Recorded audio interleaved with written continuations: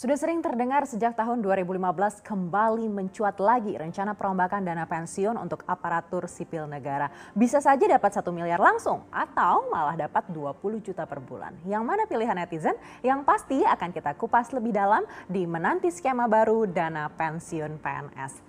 Kita akan langsung lihat slide yang pertama. Sebelum kita melihat apa saja yang akan dirombak, kita akan lihat dulu berapa besar jumlah dana pensiun ini membebani negara. Kalau menurut Dirjen Anggaran Kementerian Keuangan, anggaran untuk pensiunan PNS, TNI, dan Polri saat ini mencapai 120 triliun rupiah per tahunnya yang akan diberikan kepada 3,1 juta pensiunan. Nah, untuk pensiunan PNS pembayarannya melalui Taspen, sedangkan untuk TNI Polri melalui PT Asabri. Sedangkan menurut BPK, program pensiun PNS, TNI, dan Polri ini tidak efektif karena belum ada tata kelolanya secara lengkap dan belum disesuaikan dengan perkembangan peraturan perundangan yang berlaku. Jangankan tata kelola, penetapan besaran iuran pemerintah saja belum ada. Kalau menurut Undang-Undang Nomor 40 Tahun 2000, Taspen dan Asabri harus dialihkan ke BPJS Ketenagakerjaan atau BP Jam Sostek. Jadi memang ini cukup kompleks dan belum ada aturan yang pasti. Di sisi lain, upah ASN terus terpotong setiap bulan untuk dana pensiun. Berapa besar sih? Kita akan coba bahas. Jadi untuk PNS, TNI, dan Polri selama ini iurannya itu sebesar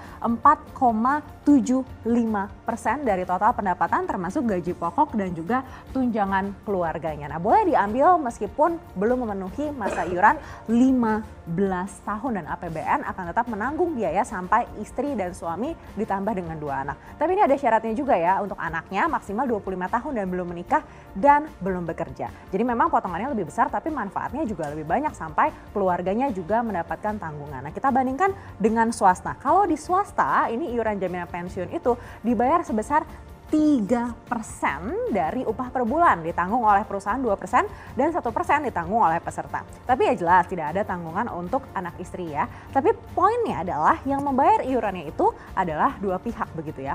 Nah, kalau dalam PP 45 tahun 2015 disebut harusnya ada kenaikan iuran maksimal 3 tahun.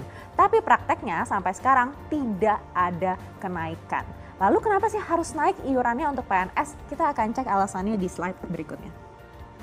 Jadi kalau melihat negara-negara tetangga, ini sistem DAPEN-nya sudah tidak lagi membebani APBN tapi dikelola oleh institusi dana pensiun. Tapi sayang ini belum bisa terjadi di negara kita karena masalah yang terjadi di institusi pengelola. Jadi kalau menurut ikhtisar hasil pemeriksaan semester 2 tahun 2019 ada beberapa permasalahan utama pemerintah dalam mengelola DAPEN. Nomor 1 tadi jelas ya, tidak ada tata kelola penyelenggaraan jaminan pensiun yang diatur rinci. Lalu ternyata PT Taspen ini selaku pengelola dana pensiun ini mengalami apa yang disebut besar pasak daripada tiang. Nah, berdasarkan laporan keuangan perseroan tahun 2019, total pendapatan dari premi tercatat mencapai 9,07 triliun rupiah. Sementara untuk seluruh beban klaim dan manfaatnya saja ini sudah mencapai 12,4 triliun rupiah. Kalau dihitung dengan kenaikan liabilitas manfaat polis masa depan dan cadangan teknis, ini nilai total klaimnya bahkan bisa sampai 17,7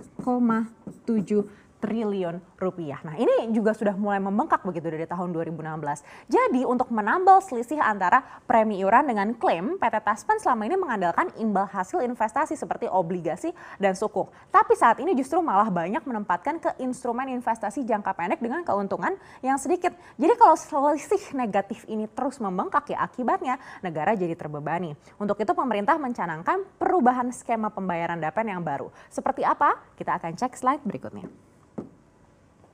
Jadi ada beberapa opsi yang saat ini tengah dikaji oleh pemerintah. Yang pertama adalah pay as you go. Nah, ini yang saat ini dianut. Jadi pembayaran uang pensiunan ASN 100% dibayarkan dari APBN setiap tahunnya. Sudah saya jelaskan sebelumnya tadi. Nah, skema baru yang ingin diterapkan adalah fully funded. Jadi dengan skema ini nantinya pembayaran pensiun akan dibayar patungan antara ASN dan pemerintah. Jadi kalau saat ini pensiunan eselon 1 ini hanya mendapat sekitar 4,5 sampai 5 juta rupiah per bulannya. Nah, skema ini memungkinkan pensiunan ASN mendapat lebih besar. Mungkin eselon 1 diperkirakan bisa mendapat 20 juta rupiah per bulannya. Atau malahan bisa juga langsung dicairkan di awal dan langsung mendapatkan 1 miliar rupiah begitu misalnya. Nah, ini masih terus digodok seperti apa yang paling baik dan jelas menciptakan pro kontra juga. Salah satu anggota DPR mengatakan pembayaran langsung 1 miliar di awal ini berpotensi lebih memberatkan negara dan juga berbahaya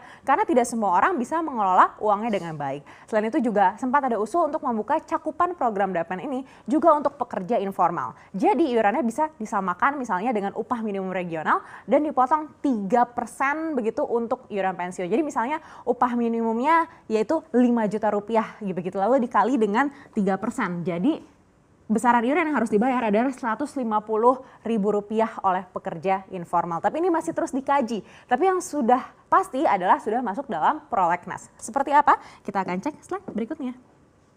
Jadi memang diakui oleh pemerintah kalau institusi pengelola dana pensiun yang ada saat ini tidak memegang peranan yang signifikan pada perkembangan industri keuangan di Indonesia. Perbankan masih mendominasi dengan porsi 78%, sedangkan institusi DAPEN ini hanya 2,5% saja dari total aset sektor finansial. Dibandingkan dengan negara Asia lainnya, Indonesia jelas masih tertinggal. Padahal sangat penting memastikan pengelolaan dana pensiun yang baik untuk bisa meningkatkan kepercayaan masyarakat. Nah, untuk itulah dicetuskan perbaikan terutama dari Kementerian Keuangan yang membahas antar kementerian juga. RUU Dana Pensiun menjadi salah satu dari 19 RUU yang diusulkan Kementerian Keuangan untuk masuk dalam prolegnas jangka menengah tahun 2020 hingga 2024. RUU Dana Pensiun ini akan menjadi tanggung jawab Badan Kebijakan Fiskal didampingi Unit Sekretariat Jenderal Kementerian Keuangan. Diharapkan dengan adanya undang-undang ini maka industri dana pensiun tidak stagnan dan tingkat partisipasi masyarakat bisa tumbuh pesat. Tujuannya selain membangun sistem pensiun yang lebih optimal juga bisa meningkatkan iklim investasi dan juga mengakumulasi dana jangka panjang dan berkesinambungan.